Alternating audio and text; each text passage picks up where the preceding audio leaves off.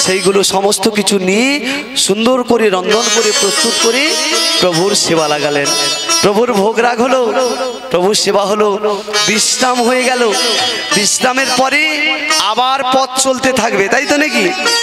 আজকের ভক্তদেরকে সবাইকে নিয়ে আমার গৌরহরি আবার পথ চলছেন। যেতে যেতে যেতে যেতে উপস্থিত হলো কোথায় না, অগ্রদ্বীপের মাটিতে। অগ্রদ্বীপে এসে উপস্থিত হলো।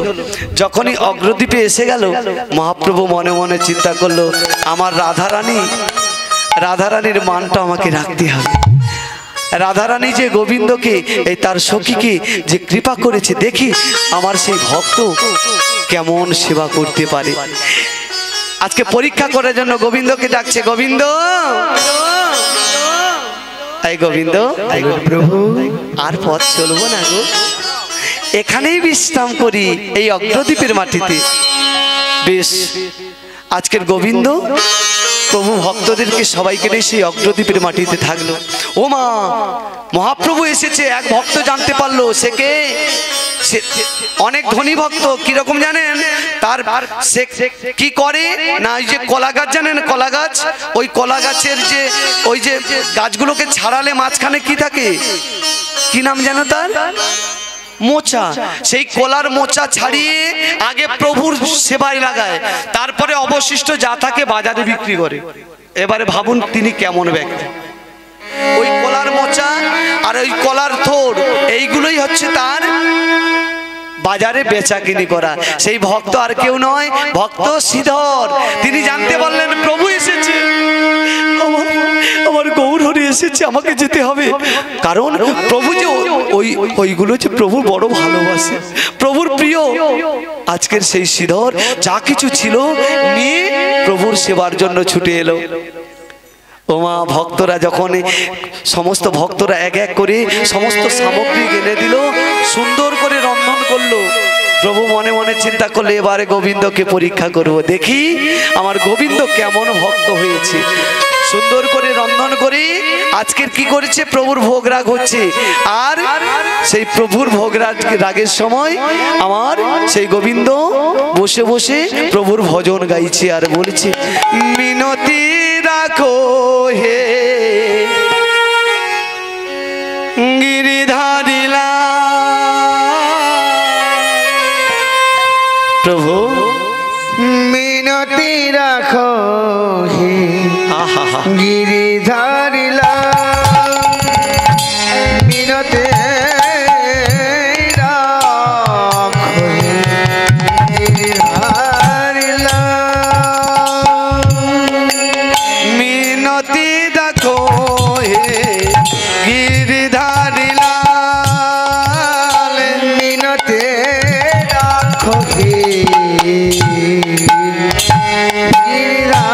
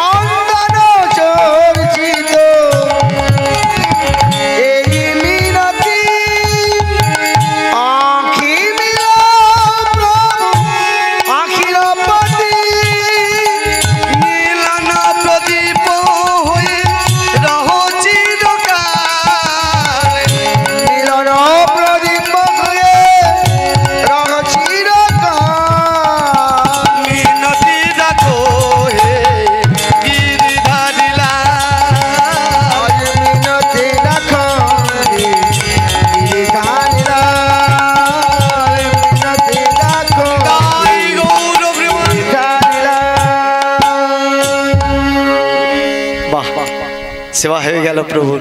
প্রভুর সেবার পরে পরীক্ষা করছে ভক্তকে কেমন ভাবে। গোবিন্দ,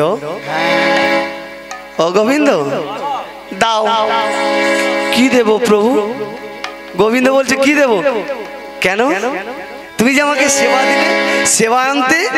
ও গোবিন্দ দাও গোবিন্দ মুখ শুদ্ধি, দাও গোবিন্দ মুখ শুদ্ধি, দাও গোবিন্দ হরিত কি, দাও গোবিন্দ হরিত কি, সেবার শেষে মাগি দাও গোবিন্দ হরিত কি, সেবার শানে বলি দাও গোবিন্দ হরিত কি।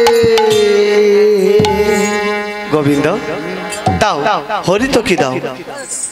গোবিন্দ মনে মনে চিন্তা করলো আমি হরিত কি পাবো কোথায়? আমি কোথায় হরিত কি পাবো? প্রভু যে আমাকে হরিত কি চাইলো। হে দয়াময়, তুমি কেমন পরীক্ষায় ফেললে দয়াময়? আমি কোথায় হরিত কি পাবো তুমি আমায় বলে দাও দয়াময়। কিন্তু সেই গোবিন্দ আমাকে তো প্রভুকে হরিত কি দিতে হবে, তা আমি কোথায় পাবো? মনে মনে চিন্তা করলো এক কাজ করি, আমি বরঞ্চ মাধবপুরী করতে যাব, দেখি আমি কোনো বাড়ি থেকে একটুকু হরিত কি পাই কিনা। এই বলে সেই গোবিন্দ আমার সেই পথে যাচ্ছে, মাধবপুরী করছে। মাধবপুরী করে সেখান থেকে হরিত কি নিয়ে এসে প্রভুকে দেবে, আর প্রভু বসে আছে। এ কেমন ভক্ত দেখুন, ভক্তকে পরীক্ষা করছে ভগবান। সেই গোবিন্দ পথে যাচ্ছে আর বদন ভরে বলছে পিঞ্জরে খুলে দিয়েছি, যা কিছু বলার ছিল বলে দিয়েছি, জানি যাবি যদি যা,